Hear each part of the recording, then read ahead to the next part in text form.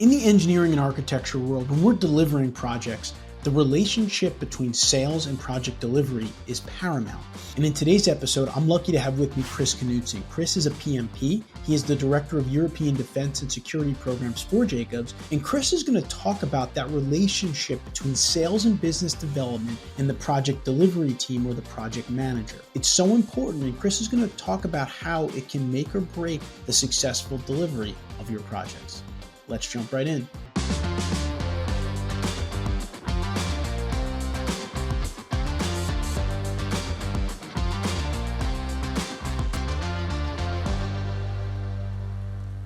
All right, now I'd like to welcome our guest onto the show for today. Christian Knutson is Director of European Defense and Security Programs at Jacobs and longtime friend. Chris, welcome to the Engineering Project Management Podcast. Yeah, thanks, Anthony. It's great to be here. Wonderful to be on the PM podcast for the first time. It's great. Yeah, and Chris is, we've worked together a lot in the past. Chris has done some co-hosting across our platform and the different podcasts. He's created a lot of really great content for engineers to help them become better leaders over the years. So I'm excited about this conversation because I know Chris is super passionate about, informing and educating engineers and PMs, which is awesome. So Chris, just to get us kind of going here, for those listeners that might not know much about your background, could you maybe share a little bit about your career journey and how you found project management? And I know it's a bit of a long journey, but do the best you can to kind of give us a good summary of it. Yeah, sure, absolutely. So it's I've got probably, as much as I hate to say it now, dating myself, probably about 31 years now of kind of working in industry. So it's been just a few years. Started off straight out of university as a civil engineer, studied that, and then went into the military, and I spent well over 2 decades doing that. And early on in military, you quickly become you're not going to be doing engineering. So although I had a degree in engineering, I wasn't going to be doing design. And found myself several years later into that, really in a management role, management leadership, doing lots of management of projects. Younger officers would migrate towards that. So I ended up doing project management early on. No real formal education in it. I think several years into my career, I finally figured out that there's this thing called project management certification, and finally went and did some formal education on it. And ended up getting the PMP, and thought that was the greatest thing in the world because it actually put some structure around it, allowed me to be able to kind of talk lingo, with the different design teams and whatnot. But it also, most importantly, just kind of gave a structure to what I had been doing, and also identified maybe some things that I should have been doing but didn't even know I was supposed to be doing. So picked that up, and then Anthony, along the journey, went from working projects and really into programs, and ultimately ended up with a program management certification as well. And I probably find myself working more now in the program arena and portfolio arena than I do really on projects. But that's really the career. So there's some of us that are out there technically that are going to migrate towards engineering, others towards management. I ended up the management route, so that's how I got to where I am today. Yeah, and I think the other piece of it that's important to note about Chris's experience is it's global. So he's worked, in the U.S. extensively and beyond U.S. borders, obviously now in Europe.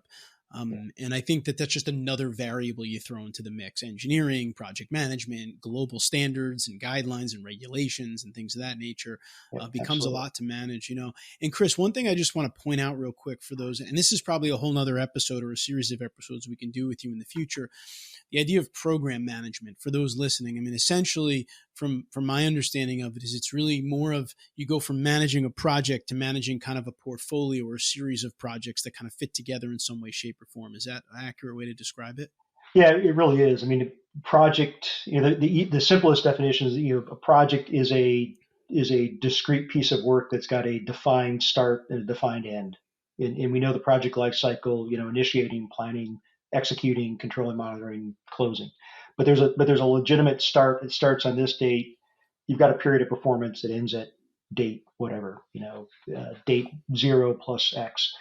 A program is the best way to look at it. It's just it's a conglomeration, or it's a number of projects, but it could also be just general operations. Different things that are kind of moving on in the background, that may have a defined start, but it may not have a defined ending. One of the, I guess, a program, and I realize this is a kind of a military program, but I'll just kind of throw it out there. But like the B-52 aircraft, if people know who that is, I mean, that was, Mhm. yeah, that was designed back in the 40s, and the thing is like still flying, like 80 years later. Mm. It's considered a program. I mean, so programs can almost operate in perpetuity. There's not really a defined end date, and it's generally the intent is that you have a number of projects that are somewhat related, and there may be even sub programs under the program, but they're somewhat related, and then allows you as a program manager and decision makers to make broader strategic decisions around, let's say, funding. That's usually one of the main things that comes out of it. Is you could have an ability to be able to move funding in finances around, find efficiencies in executing numbers of projects, as opposed to looking at, let's say, a series of similar 30 projects, and you do each one of them individually. You could have had benefits that came from doing them all together as one program. If it's engineering work, it could be, putting them into, putting them in the tranches that are executed by single contractors versus, 30 separate contractors, et cetera. That's awesome. That's a great explanation. Thanks for that.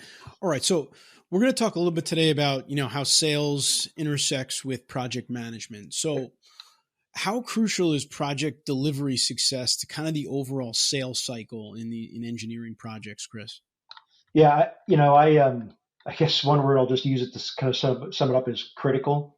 I think it's absolutely critical. I mean, this is probably one of the things. It's actually pretty germane to life right now, because because there's, I think everybody who's out there, whether they are, they're a PM or not, if you haven't had a challenging project, you will. It's not a matter of, so that it's always a matter of, if I haven't had one yet, it's going to come. So not all projects go, as planned. There's always challenges, and sometimes not the right challenges you want. But I think it's absolutely critical. I mean, poor project delivery is probably the easiest way to make sure that you're going to begin to lose clients. And if you do it often enough, your reputation potentially can get out there, and now you got negative reputational impact, and it can bleed from, let's say, the client that you didn't have a good experience with, potentially to other clients as well. So I really see it as absolutely critical. So a project manager and their technical delivery team, that are out there working with a client, developing the basis of design and delivering that project. If things start to go wrong, and that could be, like the design lacks constructability. It doesn't take into account resiliency and sustainability considerations. There isn't value for money. Value engineering wasn't. I mean, just all these different things that could come up. Just poor quality and having to rework the project. Certainly, those are not sales related issues. That's 100% delivery. But the issue is that if you do that and you end up with a negative client satisfaction survey at the end of that, that can then negatively impact your ability to be able to, let's say, work with that client and get future work from them. And I think I would say that if um, especially if, let's say, you're working with the U.S. government, there's a specific system, and anybody who's listening to this that is involved in U.S. government contract work through, let's say, the Army Corps of Engineers or Naval Facilities Command, especially, and in others in the U.S. government, there's going to be this system called Contractor Performance Reporting System, or CPARS. And any PM that's listening to this, or others, if you're not a PM, you want to be a PM. If you're listening to this, if your project's going to be graded on quality, cost control, management, schedule, and if you get a marginal or an unsat, it can sink. Not only your opportunity to get additional work, let's say on the contract that you're sitting on, because usually they do these as frameworks, but it could sink your ability to be able to get future framework contracts, which then locks you out of design. And those things can be, they'll go back 10 years on that. And that can have a long-term impact. So bottom line, project delivery, it's all about that. PMs, engineering disciplines, teams out there. As a PM, you got to deliver. You got to deliver success, quality, schedule, cost. I mean, those are the basics of PMing, and you got to do that exceptionally in good. And if you are having problems, you got to get early with your growth and sales, your business development team, and try to get in there and make sure that you can try to risk mitigate as much as you can. Yeah, and the reason I think this is important, and the reason that I really wanted to talk with Chris about this today, is because I think a lot of times what happens, especially we see a lot in consulting firms, is project managers are in the mindset, of course, of doing project management. But what they fail to realize is that in most AEC consulting firms, I would say 70 to 90% of work is repeat customers, repeat clients, right? So who's responsible for repeat clients? The project managers. Absolutely. To Chris's point. So you are actually doing sales and business development every day, whether you realize it or not, as a project manager. To Chris's point, if you're hitting your scoping and scheduling and budget and your client's happy, odds are when the next project comes around, you will definitely be, one of the highly considered firms for that project because of your past record. So I think it's important for all of you that are listening as project managers is to not just think of yourself as an operational person, is to think of yourself as someone doing sales and BD, because at the end of the day, you are. I mean, that's what your firm, the way you make money is you deliver your service through projects, and you're kind of the curator of delivering that service. So you have to be really very mindful of it. Now, Chris, I think where this gets interesting, and this is the whole kind of impetus for this episode, is Chris and I having kind of an off-the-cuff conversation about this a couple months back, is this sales process. A lot of times in firms, especially larger firms, like in your case, you have a sales and business development team that's different from the project delivery team and the project manager per se.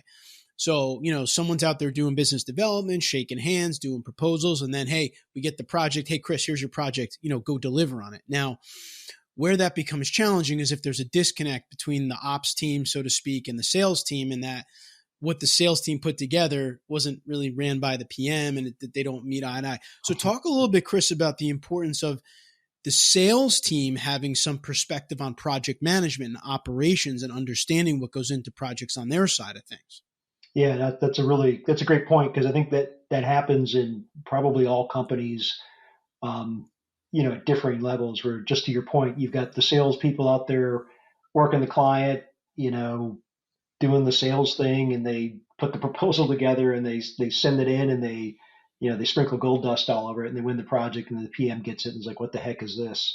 I mean, we don't do that. How did we win this project? Now we got to go deliver it. So I think, that's a two-way street. So, from the sales side, and again, I come from I've got an engineering degree, and I come from that technical background. And over my career, I've done operations. And when I'm thinking of operations, you're thinking of resource allocation. So, and each company's going to have, every company's going to have probably a different way, but in general, you're going to have somebody who's managing resource availability. You're going to have project managers. They could be in a separate team, or they could be assigned to, specific regions or whatever.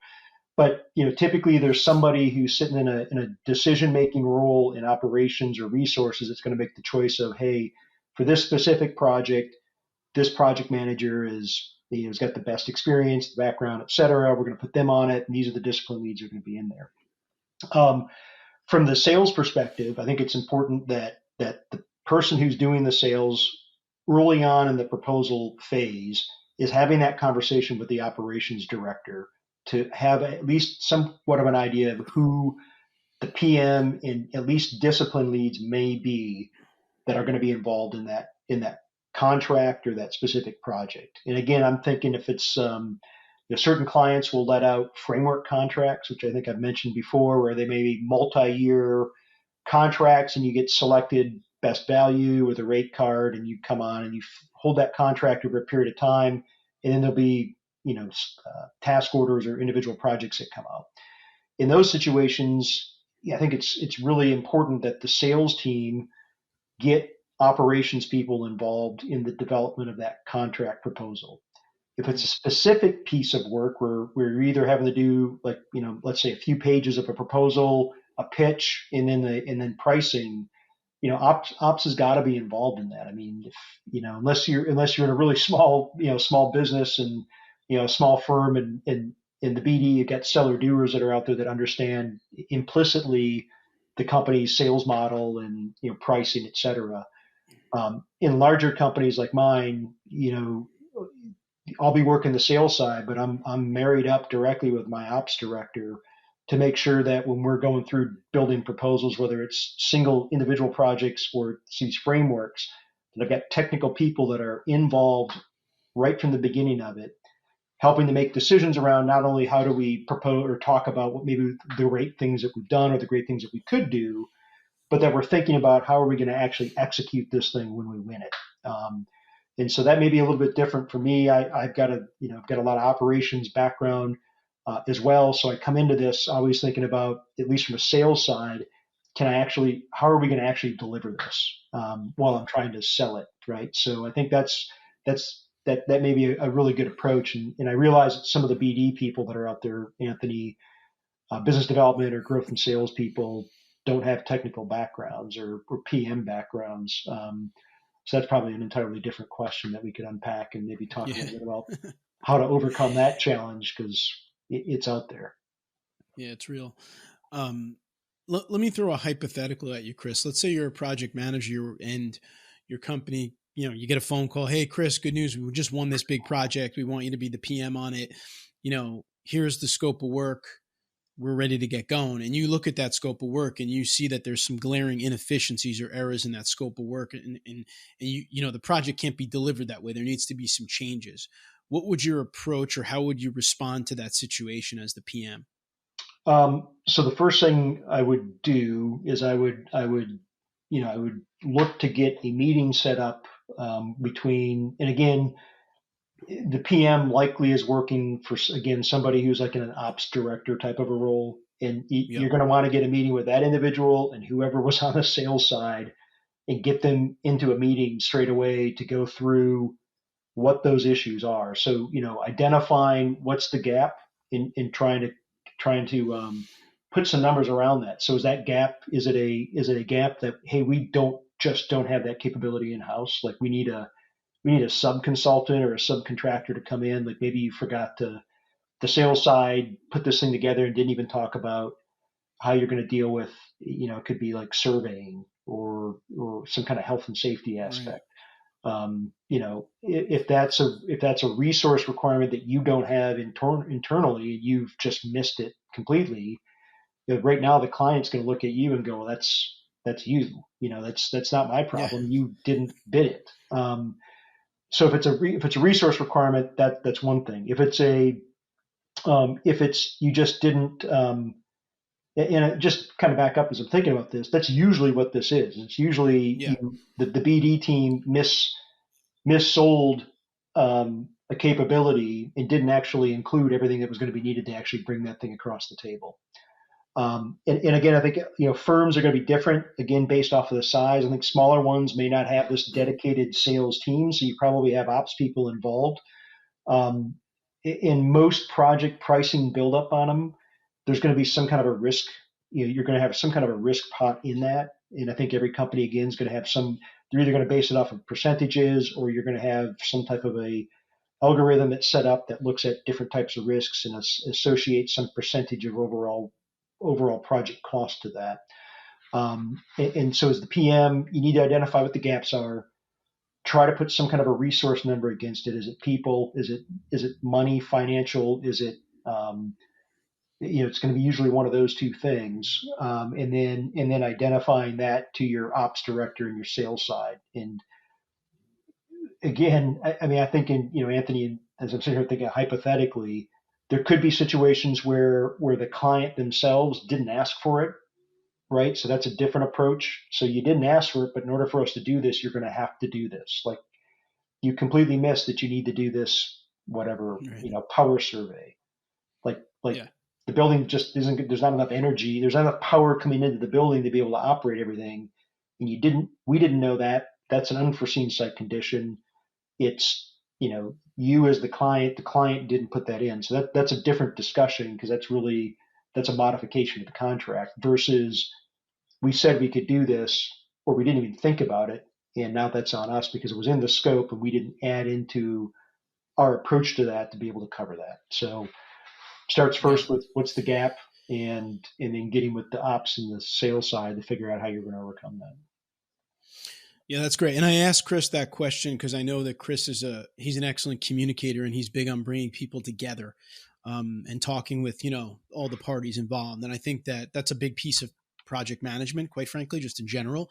But especially when you get into a situation where I could see some PMs in this scenario that I pitched to Chris, inexperienced PMs that might just try to make it work, right? Hey, this doesn't look like it's the right project management setup for me, but I'm just going to make it work because I wasn't involved in the bidding. And, I'm not going to try to open up a can of worms. And that's not the right approach. The right approach, like Chris says, is get the stakeholders here, internal stakeholders at this point, together and see what the heck went wrong and how we can try to fix it and try to bridge it here. And for those of you in small firms that say, hey, I don't know if that would happen to me because I'm in a smaller firm, I've seen it happen even where the smaller firm gets hired as a sub and you say, hey, we've got this project, we need you to help us with it. We've already got, the scope in place and everything worked out. It could be a similar type of scenario. So I wouldn't, don't just think that this is only for a very large firm. You might run into a situation like that, where you have to deal with that as well. And so, Chris, another thing I want to ask you about, just kind of a little bit more general, but in terms of expectations, client expectations on these infrastructure projects. I mean, you've worked on some massive projects in your day and you still are. As a PM, yes, we're thinking about the process groups and yes, we're thinking about scope and schedule and budget. But how do you kind of make sure that you're meeting the client's expectations while you're doing all of your technical PM roles and responsibilities? How do you approach something like that? Yeah. So that's a great question, because again, I'll try to tie this also back kind of into that sales cycle aspect. So, so that large project or program that your company won, there was a sales team that was involved with that. That likely they weren't just sitting around. It didn't just pop into their inbox and all of a sudden they decided they'd go after it. There probably was a process on the front end to identify, what's our value proposition, and interface with the client to find out like what are their pulse points. Is it, what are the things that client is really interested in? So in any company, whether it's a small firm, there's a BD person that's doing something, seller doer, maybe it's the owner of the company. Larger companies again have client account managers, growth and sales, dedicated people. Somebody in there was interfacing with that client, and they have an understanding of the client's, um, kind of their culture, the things that they view as benefits, the unwritten things, right? So the black and white of the contract and the statement of work tell you that these are the things you have to deliver, but then there's all these other things that aren't in writing. So as a PM, I think that's one thing is, if you didn't see the proposal, ask to see the original proposal, because there's usually probably these are the values that we're going to bring you, or that we're going to bring, and these are the benefits you're going to get. So that gives you an idea that these are probably the things that the client's interested in beyond the basics, which is quality, cost, scope. And I think that's really important, as you kind of mentioned that, Anthony, is, younger PMs, those are always, the PM triangle is sacrosanct. I mean, you gotta deliver those. But that cost is not only cost external to the client on the cost of the project, but it's your cost internal to the company. Because if you as the PM, you kind of got to manage both of them. So on a design project, you're looking for value, trying to get value for the client. So when that design that you've created, your team's created, goes out for construction solicitation, that the client is not having to spend more than they need to spend to be able to get that project constructed. So that's constructability and value engineering. Internally, as a PM, you're going to be on the hook to manage your resources on that project to what you've been allocated to manage it to. Because there's the project cost 100, 75% of that's going towards the project. That means 25% of its margin, right? That's really what the whole thing is all about, is making margin, not revenue, but margin. Right. So as the PM, you're going to be on the hook to make sure that you're meeting your work plan to be able to meet whatever that margin percentage is, that's going to be on the project. So quality, cost, schedule, absolutely got to hit those.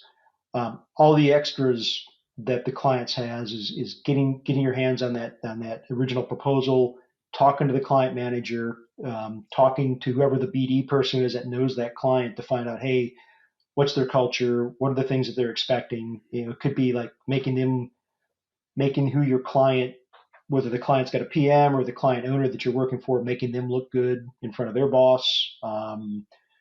There could be a number of different things that are these untangibles that weren't written in the project.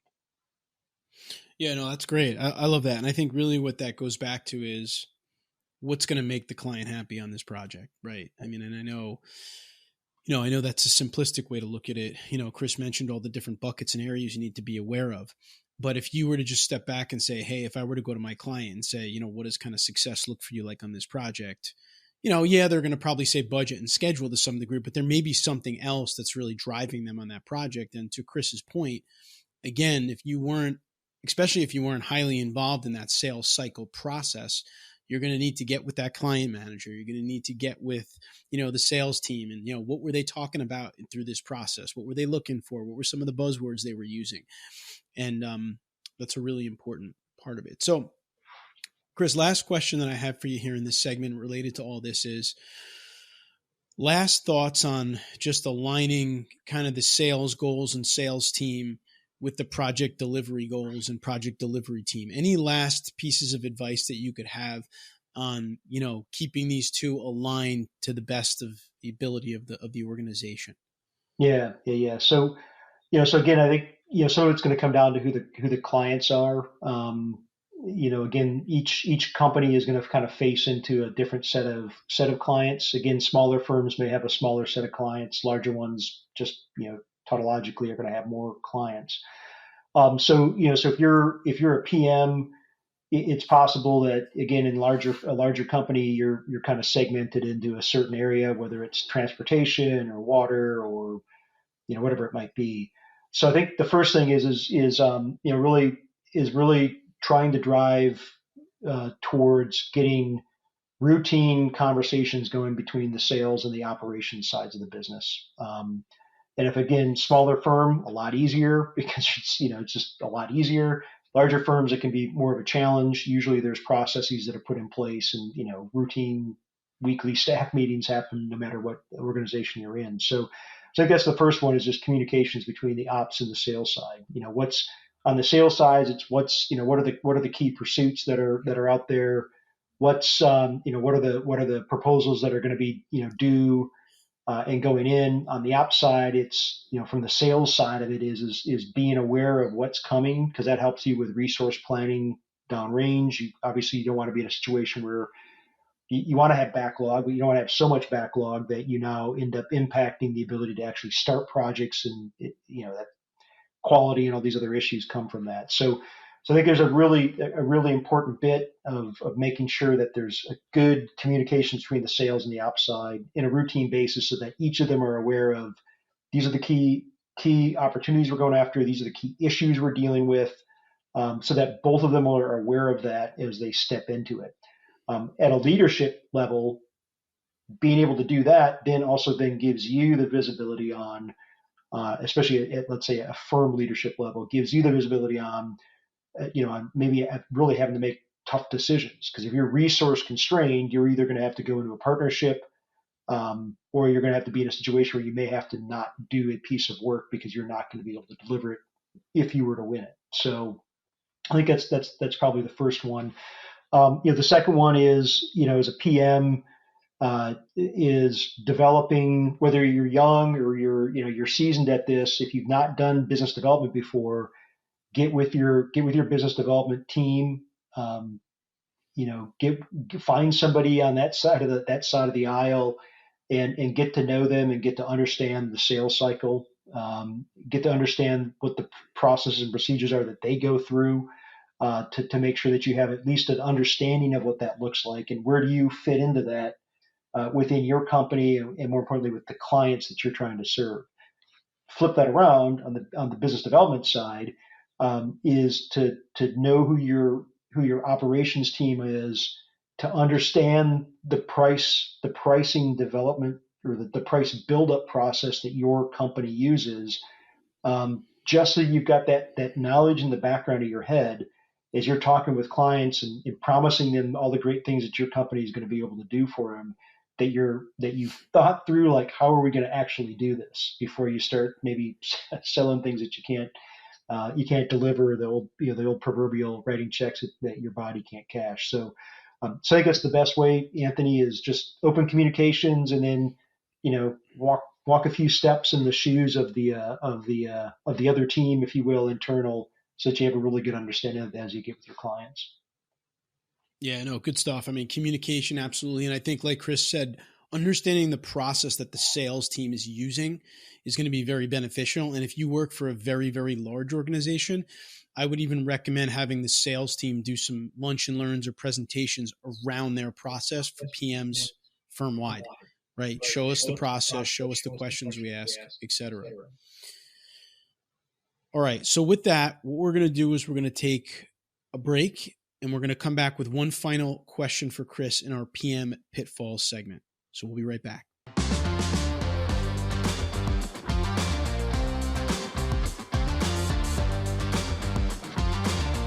All right, we are back with Chris Knutson, Director of European Defense and Security Programs at Jacobs. We talked a lot about the intersection between sales and project management today.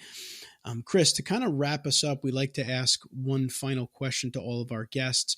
What is the biggest PM pitfall that you've seen in your career as a PM, and how would you recommend that a PM either avoid it or deal with it or overcome it in their PM travels? Yeah, it's a great question, Anthony. I think for me, it's again going to come back to communications, and really stakeholder management. That's usually the crux of most issues are going to be born from just a lack of good, open, transparent communications. And in the case, again, in those of us that are in the consultancy business for architectural engineering, if it comes down to not getting along with the client's PM or not communicating with them, I don't think I've ever heard of anybody being blamed for too much communications or too much talk. So I think that's the biggest pitfall, is not keeping the client informed, and not just having good understanding of the stakeholders who are involved. So if PMs can overcome that, I think that's going to solve a good majority of the issues that they're going to be faced with, and at least allow them to maybe focus on dealing with the technical ones and not all the other issues that can come up. How do you get around that? I mean, project managers, I've seen, good ones who are exceptional in communications, gifted orators, if you will. But generally, you don't have to be a gifted orator. You don't have to be a natural communicator, if you will. I think it comes down to, Anthony, just processes and procedures. So develop a process that works for you. Again, most companies are probably going to have standard forms and things like that. But if they don't, or if they do, make it your own. Become really good, and so it's almost like muscle memory, and you're not thinking about it when it comes to communications and minutes, and having that interface with the client to make sure that they're being serviced appropriately. And if an issue comes up, that you're communicating internal to the company to develop a solution or multiple solutions, and then you're communicating with the client quickly on what those solutions look like with a recommendation of what the best one is.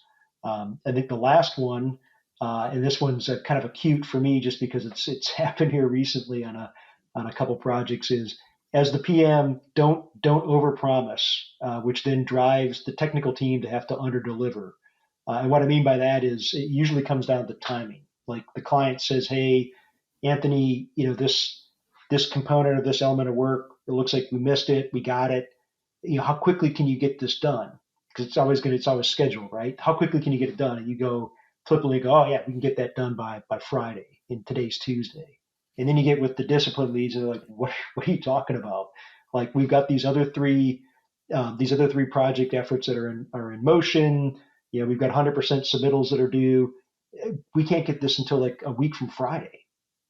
So now as the PM, you're stuck in a situation having to now go back to the client and say, "Oh, well, yeah, we really can't make it this week. It's going to have to be a week from," where you could have just either said, "Hey, let me find out. I'll get back to you," and then go talk to the discipline people, or just throw it out a little bit further into the future so you've got some margin. And then if for some reason you they were able to get it done on, ahead of that, you've now under promised and over delivered.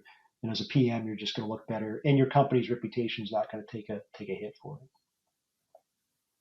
Yeah, no, I love all that. And I'd say the one thing I would just reinforce real quickly is the idea of consistent communication with your clients. Like Chris said, or any routine you can build, whether it's a weekly touch base with them, because I think what that'll also do for you is it can take away a lot of the asynchronous messaging from your clients, or at least minimize it, because they know they're going to have access to you every Friday morning for an hour or whatever the case may be. And it allows you to keep that communication door flowing and know that you're going to give them regular updates and be able to hear from them regularly. And that's a big piece of communication. So Chris, as always, it was a fun time talking and catching up. And this is a really, really important topic. I'm thankful that you were able to spend some time here with us on it. And we look forward to having you back in the future again.